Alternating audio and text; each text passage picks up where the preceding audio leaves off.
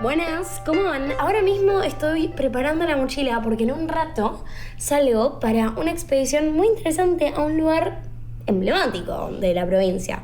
Pero bueno, se los voy a contar después. Mientras tanto, les dejé en mis redes publicado un video que si les gusta, si les interesa, en primer lugar porque nada me parece tan genial como que más personas, sobre todo locales, aprendamos, a final de cuentas yo también estoy aprendiendo, sobre la historia de nuestra provincia. Así que bueno, los dejo.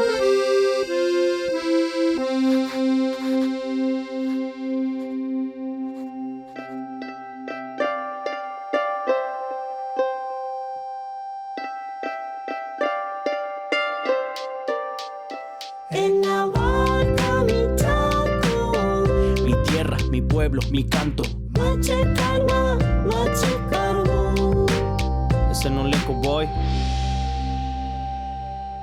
El 17 de octubre de 1945, en la Plaza de Mayo, en Buenos Aires, ocurre que una multitud de personas exigió por la liberación de Juan Domingo Perón, que había sido encarcelado un par de días antes. La multitud de personas y el reclamo del pueblo fue tan grande que el gobierno que estaba en ese entonces llamó a elecciones nacionales. Queda electa la fórmula Perón-Quijano y así se da inicio a casi una década de gobierno peronista. Estas elecciones se creía que no iban a tener mucha incidencia en el territorio nacional chaco. Pero ocurrió todo lo contrario, principalmente porque durante el gobierno de Perón, por primera vez obreros y sindicalistas ocuparon espacios de poder. Además, comienza así una preocupación por parte del Estado en la inclusión de los trabajadores, pero también un interés por mostrarse con responsabilidad social.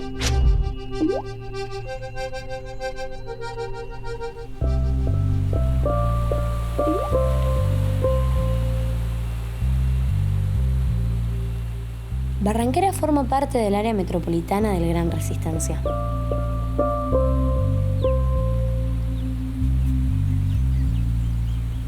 El puerto de Barranqueras llegó a ser el tercero en importancia en el país.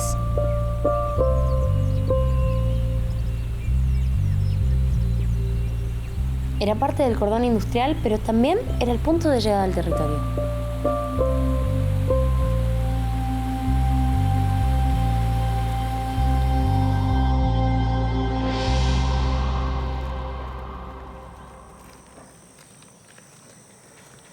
Ahora mismo estoy en el ex barrio obrero Fandet, en la ciudad de Barranqueras, por recomendación de Deidamia Franco Nudelman.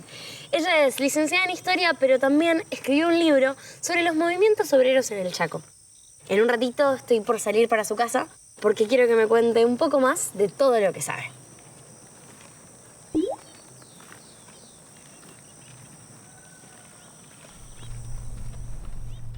Según tengo entendido, fue antes y durante el peronismo que se presentaron distintos proyectos para provincializar el Chaco. Pero, sin embargo, ninguno se concretó. Pero lo que no entiendo, ¿cuáles eran las diferencias entre estos proyectos? Bueno, las diferencias que se presentaron antes y durante el peronismo es una diferencia fundamental. No se concretizaban los proyectos antes de Perón. ¿Por qué no se concretizaban? Porque no había compromiso político. Además, había muchas causas que impedían que se provincialice esto. Habían causas nacionales, causas locales, y entre las causas nacionales, fundamentalmente, estaba el miedo de la gente, la incertidumbre del cambio de una etapa territorial a una etapa de provincia. La provincia nueva que nacía necesitaba tener recursos económicos. Y, lógicamente, se desconfiaba de qué escondía Perón en el caso de querer provincializar estos territorios. Y entonces en el primer plan quinquenal de Perón, Perón habla de reformar el Estado y que muchos territorios nacionales se tenían que ya provincializar y por etapas. ¿Y qué significa por etapas?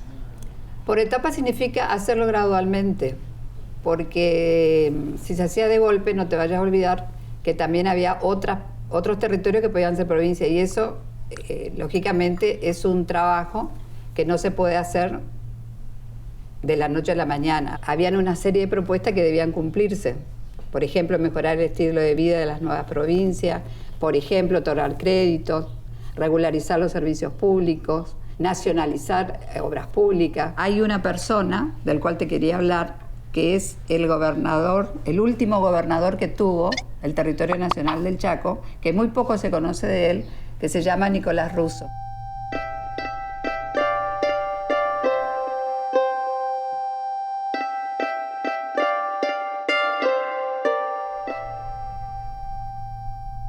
Una de las primeras cosas que hizo en su discurso inaugural como comisionado federal fue decir que ahora el Chaco va a tener que comenzar una nueva vida eligiendo sus instituciones que la tendrá que llevar hasta el fin de su día. Y Nicolás Russo fue el que llevó a cabo la convención constituyente para que el Chaco dictara una constitución y luego se llamara a elecciones inmediatamente, que no ocurrió, sino que recién se van a llevar a cabo en 1953.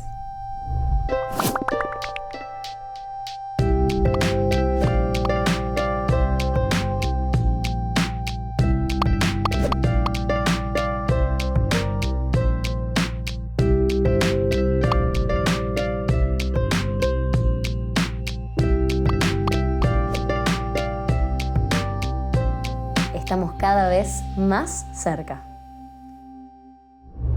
El territorio nacional del Chaco hacia 1947 era un territorio que crecía económicamente con el modelo algodonero, pero también se realizó el Censo General de Población, que nos permitía registrar a partir de este censo la existencia de más de 400.000 personas. Y esto podemos registrarlo y entenderlo también en comparación al desarrollo poblacional que se produce en otras provincias, en las provincias del NOA, que van a tener un crecimiento menor. Entonces el territorio nacional del Chaco aparece como un espacio que crece de manera vertiginosa. Pero también este censo general de 1947 nos permite conocer y registrar la actividad económica. Más de 4.000 comercios, también de tipo industrial, que eran más de 1.000, que se dedicaban a y estaban vinculadas a la explotación agrícola. Entonces vamos a tener centros industriales que van a estar vinculados al cultivo del algodón, a la caña de azúcar o en su defecto también a la explotación forestal. Pero esta sociedad del 47 también presenta algunos conflictos y también instituciones representativas. Las instituciones representativas en este Chaco agrario, porque la mayoría de la población vivía en los campos, eran las cooperativas agrícolas, principalmente las cooperativas algodoneras. Vamos a tener a la UCAL como la mayor exponente de estas cooperativas que se constituyen desde la década del 20 y década del 30. La Junta Nacional del Algodón será la principal institución a nivel nacional que va a dinamizar estas cooperativas. Pero otra institución importante, también a nivel nacional, en el Chaco, va a ser la Dirección General de Tierras. Esta era la encargada de llevar adelante el registro de quienes ocupaban la tierra y era la encargada de otorgar los títulos de propiedad finalmente a los ocupantes que vivían en el Chaco. ¿Quién podría otorgarle tierras a los territorianos siendo que los territorianos estaban tan carentes de derechos? Bien, y eso responde, ¿no es cierto?, a la lógica de cómo era el territorio nacional. Es decir, las principales decisiones se tomaban en Buenos Aires y en el caso de la tierra pública, el otorgamiento de los derechos se las otorgaban desde Buenos Aires, en estas oficinas de la Dirección General de Tierras. En el momento en que el lema de la tierra para quien la trabaja comienza a resurgir y a sonar en los productores, ese resurgir y ese lema comienza a tomar impulso a los pequeños agricultores para reclamar por sus derechos, por esas tenencias precarias que tenían o por ningún registro que tenían porque eran considerados intrusos ante la ley. Empezaron a escribir muchísimas cartas a Juan Domingo Perón, dirigiéndose, contándole cómo era su situación, cómo estaba constituida su familia y lo que necesitaban. ¿Todavía tenemos esas cartas? ¿Están? Nos han quedado registros, tanto en el archivo de la Dirección del Instituto de Colonización aquí en el Chaco, como en el archivo de la provincia. Lo que es interesante de pensar y reflexionar es aproximarnos un poco a cómo vivía la gente, claro. Qué sentía, cómo era el día a día de ese cotidiano agrario, de ese cotidiano algodonero, de esos problemas que había, que vivían estas personas. ¿Estas cartas las tenés? Te las puedo pasar, sí.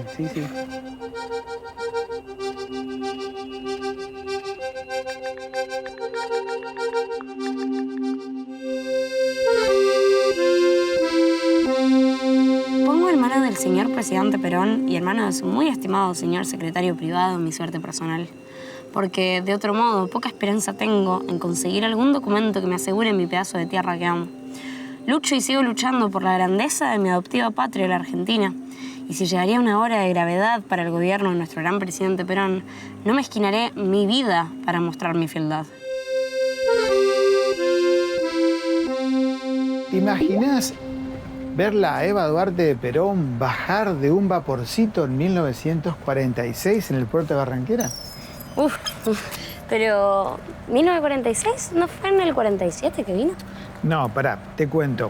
Mucho se ha hablado de Eva en los viajes a Europa, pero muy poco de los que hizo al interior del país. Al territorio nacional del Chaco vino en 3 oportunidades. 1946, enero, de campaña, con Perón, aquí, Quijano los recibió, fueron hasta la Plaza 25 de Mayo.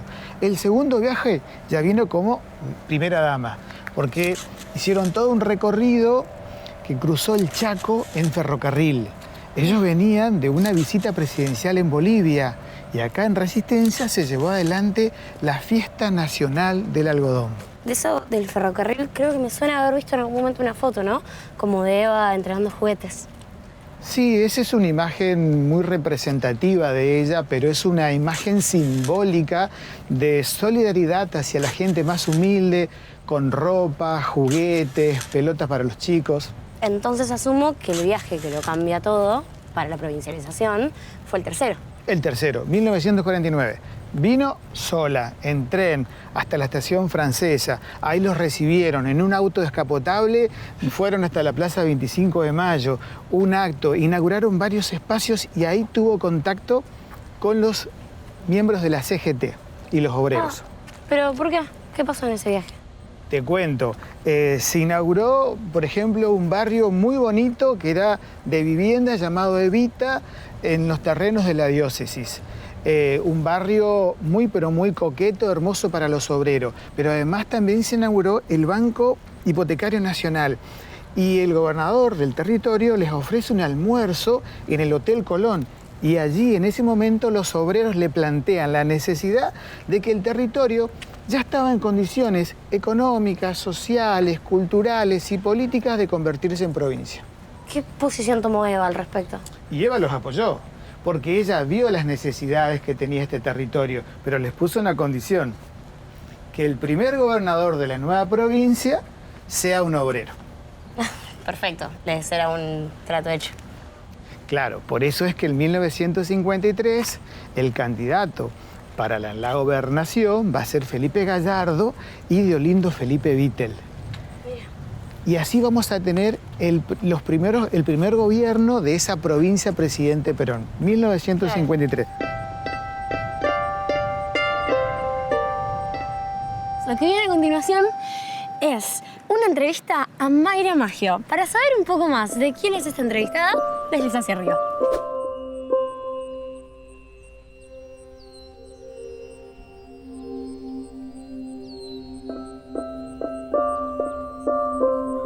Según aprendí, en el 47, cuando Eva y Perón vienen al Chaco, van a visitar los talleres de barrio que habían sido abiertos por la diócesis chaqueña.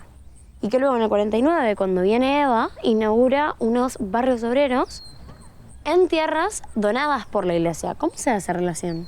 Bueno, podemos plantear que esa relación se empieza a dar inclusive mucho antes, con la llegada de Monseñor de Carlo al Chaco, que se produce a fines de la década de 1930, cuando va a ser designado el primer obispo, en realidad, de la diócesis que se va a crear en Resistencia, y sobre todo por la preocupación social que él manifiesta al llegar al territorio nacional del Chaco, ¿no?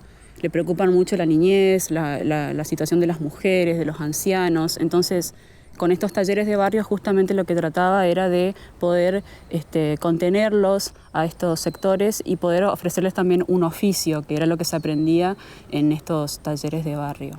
¿Es decir entonces que Monseñor de Carlo venía haciendo trabajo social desde antes del peronismo? Cuando llega Monseñor de Carlo, claramente se encuentra con una sociedad chaqueña muy carente de derechos básicos, entonces empieza a desplegar una serie de acciones sociales en todo el territorio. Es decir, Monseñor de Carlo no solamente se va a concentrar en su labor religiosa, en consolidar la institución de la iglesia en el Chaco, que hasta ese momento no se había dado, sino que también va a desplegar una serie de acciones dirigidas hasta estos sectores que te decía, ¿no? Que son menos favorecidos. Uy, me gustaría saber quién fue. Voy a buscar. ¿Es este? Sí. Esta relación entre el peronismo y Monseñor de Carlos se va a dar ya desde el comienzo, inclusive de la llegada de Perón al gobierno, y se va a dar en varios niveles, en un nivel más bien discursivo y simbólico, pero también en un nivel material, es decir, que la Iglesia va a poner recursos a disposición del gobierno peronista. Y se va a dar en distintos momentos. Monseñor de Carlos, por ejemplo, va a apoyar la sanción de la ley de sufragio femenino, va a participar en el censo de 1947, va a apoyar también, obviamente, la reforma de la Constitución del 1949 y va a ser, digamos, un intermediario entre los otros representantes del territorio, ¿no? Sobre todo con los dirigentes sindicales.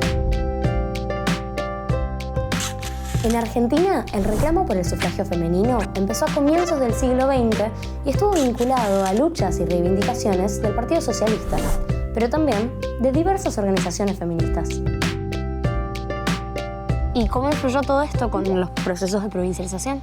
Va a ser muy importante, sobre todo, esta idea de poder concientizar a los chaqueños en poder lograr obtener esas conquistas, ¿no? De derechos políticos y también en las próximas elecciones que se iban a celebrar en noviembre de 1951. O sea, la idea de que vayan a votar, de que participen por primera vez en elecciones nacionales, tanto los hombres como las mujeres que iban a votar por primera vez. También va a recalcar esta importancia del compromiso y del deber cívico que tienen que tener los chaqueños y las chaqueñas en esta nueva etapa de su historia política que empezaban a transitar en ese momento.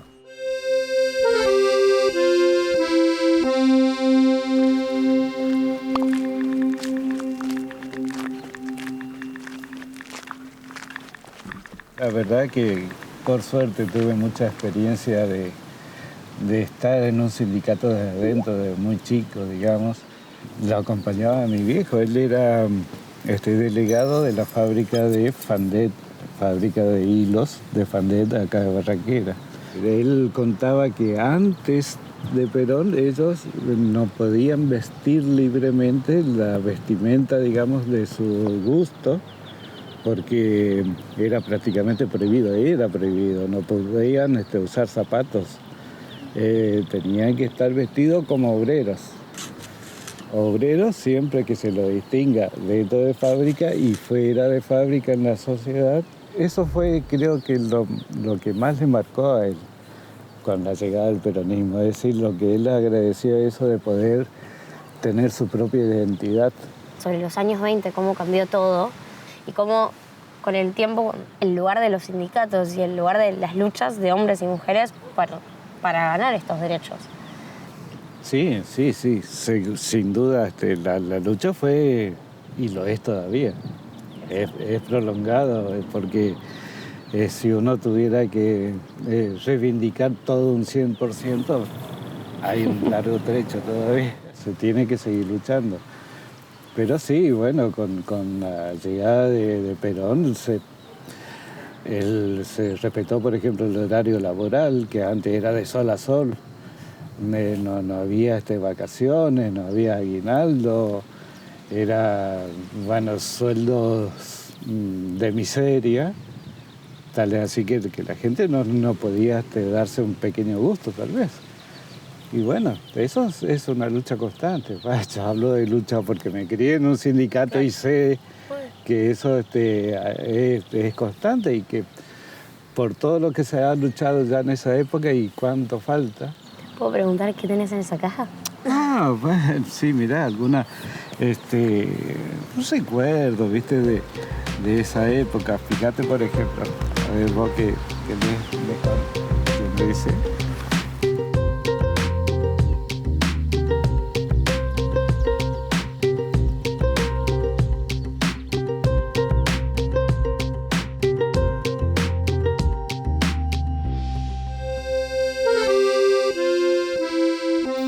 Con el único fin de efectivamente mostrar y contar un poquito más sobre nuestra historia, me la pasé que investigué, trabajé un montón, conocí gente, visité lugares.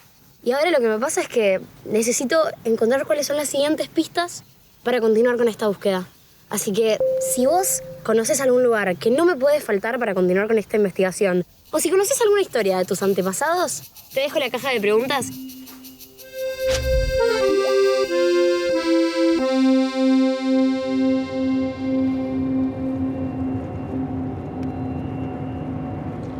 Cele, ¿cómo estás? Estamos acá en la sala de proyección con papá. Te estamos esperando para la entrevista. Hola Celeste, te esperamos. Tirol es un pueblo que se crió solo. Primero estuvo la fábrica, después vinieron las viviendas. La fábrica tenía una sección llamada Pueblo, que se encargaba justamente del mantenimiento de la misma. Es interesante porque hay cosas de esa época que todavía se conservan. Las viviendas, por ejemplo, habían 3 tipos. Esas distinciones marcaban la categoría social y eso es algo que todavía está presente a través de la arquitectura y la distribución de las viviendas. Me encanta este lugar y en especial esta máquina. ¿Cómo la conseguiste? Y bueno, buscando por todo el interior de la provincia donde habían cines, terrazas en los distintos pueblos. Y bueno, el último intento fue en Resistencia, en el lugar donde menos pensaba encontrarlo. Llegué al local de un gastronómico que lo tenía debajo del mostrador, todo desarmado a la máquina. Le expliqué cuál era la intención y el motivo por el cual estaba buscando. Y con mucha suerte que la máquina funcionó hasta el día de hoy. ¿Pero por qué la estabas buscando? Bueno, había un motivo muy especial. En el año 66, una inundación muy grande acá en la localidad, en Tirol, y estaba una bolsa de películas de 35 milímetros en un sótano. Y un personal que trabajaba ahí, conocido de la familia, tuvo la oportuna actitud de sacar esa bolsa de películas y llevarlo a su casa. Y bueno, pasaron los años y me decía que, bueno, sabiendo que yo andaba en el trabajo de investigación del pueblo, de sus orígenes, su historia, me dijo, me pongo en tus manos, en resguardo, yo sé que lo vas a cuidar, así que aquí te lo entrego. Y ese fue el motivo de haber salido a buscar este proyector que lo he encontrado, para poder ver estas películas de 35 milímetros. Te invito a ver, cargarla para proyectar. ¡Vamos!